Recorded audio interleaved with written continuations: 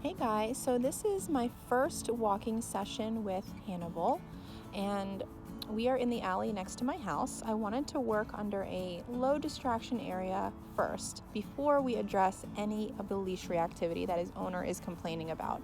It's really important that you perfect the walk in a low distraction area first before you try to move it to city streets or neighborhood streets. So you can either do this in your basement, in your backyard, in your driveway. So don't even move out of those areas until you feel pretty comfortable in your dog's walk under no distractions. So as you saw, I started off with the prong collar dance. Even though he came in on a prong collar, I still wanted to start from scratch just to be sure he was understanding what the pressure means.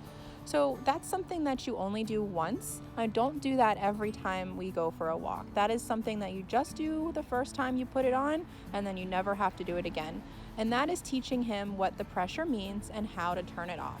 Now I'm just doing some simple exercises back and forth. I want him to get used to turning with me and figuring out that if he gives me any problems turning, if he doesn't want to turn with me, he will get a correction. And so that's what I'm doing. I want him to stay in tune with me. 180s are one of the best ways to keep a dog engaged with you on the walk, as opposed to just walking in a straight line.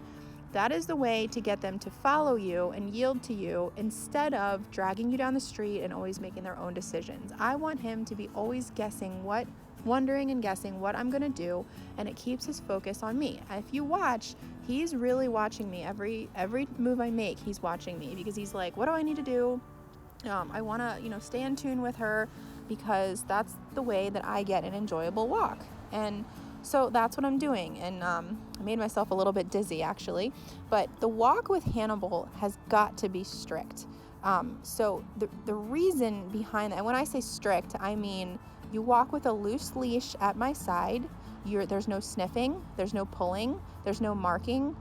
I don't even want you looking at anyone else but me. And when I hear myself say that, and when people hear me say that, sometimes people will say, well, that doesn't sound like a lot of fun for the dog. Well, I want you to remember what the owners were dealing with this dog.